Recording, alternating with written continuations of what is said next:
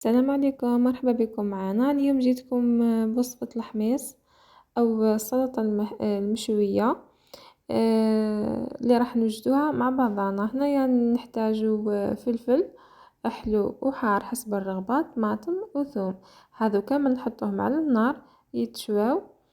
كي يديو معنا كي تحرقوا معنا هكا كامل، نحطوهم في ساشي ونخليهم حتى يعرقوا وتنحالهم هذيك القشرة تاعهم.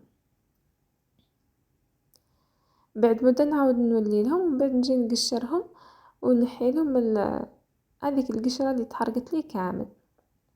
بعد ما قشرتهم نجي نقصهم مكعبات صغيرة كما راكم تشوفوا معايا. كاين اللي يحب يرحيه وكاين اللي يحب يقصو كيما هكا برك.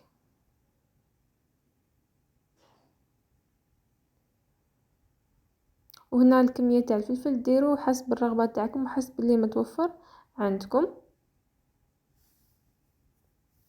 انا هنا كل شيء كنت قصيته مكعبات صغيرة. وملاحظة برك انا هنا كنت ما غسلتش الفلفل تاعي. كاين اللي يشتي يغسلو وينحلو كامل هذيك القشرة الكحلة، وكاين اللي يحب يخليه كيما هكا. نزيد هذوك زوج سنينات تاع الثوم اللي كنت حطيتهم وشويتهم ثاني نربيهم ونخلي كل شيء مع بعضه فوق النار. هنا نزيد له غير شويه تاع الملح. انا هذا الحميص ما نشتيش نتبلو، ندير له غير شويه تاع الملح وشويه تاع الزيت ونخليه يتشرب لي هذوك النكهات كامل.